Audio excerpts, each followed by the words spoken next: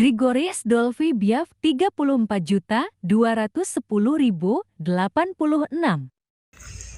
Oke, salam jumpa lagi bersama channel Greg. Pada kesempatan kita kali ini saya akan membahas tentang stop penggunaan pupuk pada lahan pertanian. Oke, mari kita lanjut ke videonya. Di dalam dunia pertanian, penggunaan pupuk kimia merupakan sebuah tren yang sangat populer dibandingkan dengan pupuk kandang. Misalnya, pupuk kimia dianggap lebih praktis karena bisa tinggal dibeli saja. Sementara pupuk kandang belum tentu bisa didapat dengan mudah.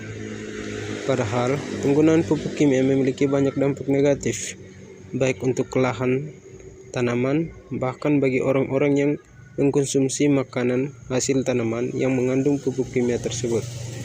Ya, mengkonsumsi makanan yang terkena zat kimia pupuk secara langsung atau tidak langsung tentu akan sangat berbahaya bagi kesehatan.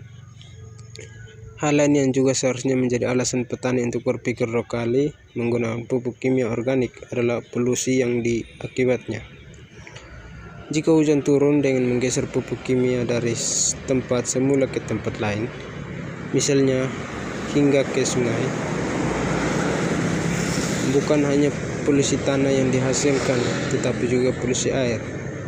Oleh karena itu, sebaiknya petani mengurangi penggunaan pupuk kimia, melainkan menggantinya dengan pupuk kandang.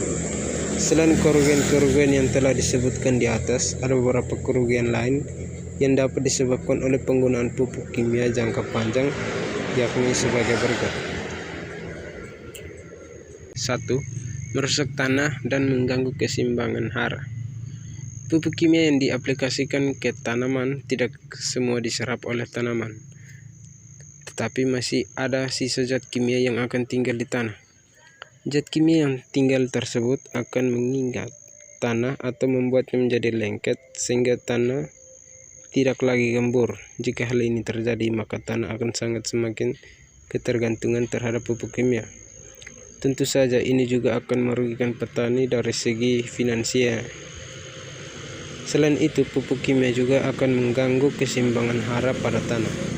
Jika zat hara berkurang, maka tanaman akan kekurangan makanan. Apabila hal ini terjadi, maka tanaman tidak akan tumbuh dan berkembang secara maksimal. 2. Membunuh organisme dan mikroorganisme. Tanah yang tidak gembur akan mematikan atau mengurangi populasi organisme-organisme pembentuk unsur hara atau organisme yang menyuburkan tanah. Selain itu, binatang-binatang lain seperti cacing dan serangga-serangga tanah juga tidak akan mampu bertahan hidup di tanah yang unsur haranya rusak.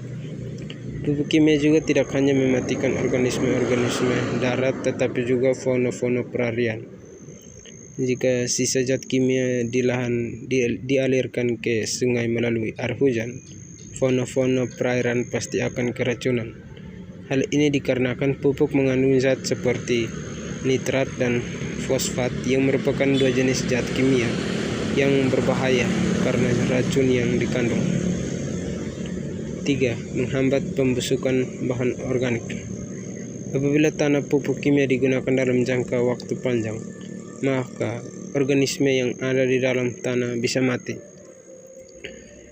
Mikroorganisme pengaruhi yang tersisa tidak akan bisa mengurai bahan-bahan organik di tanah dengan sempurna. Hal itu tentu saja mempengaruhi tingkat kesuburan tanah ke depannya. 4. Menghambat penyerapan zat hara oleh akar.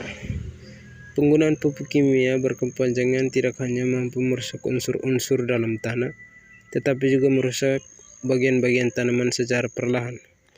Pupuk kimia yang dibuat secara berlebihan ke tanah dapat membuat akar tanaman menjadi lunak, bahkan lunak. Selain karena unsur hara yang semakin menipis akibat kontinuitas penggunaan pupuk kimia, tanaman juga akan kesulitan mendapatkan makanan karena akarnya sendiri sudah rusak. 5. Mempengaruhi hasil panen.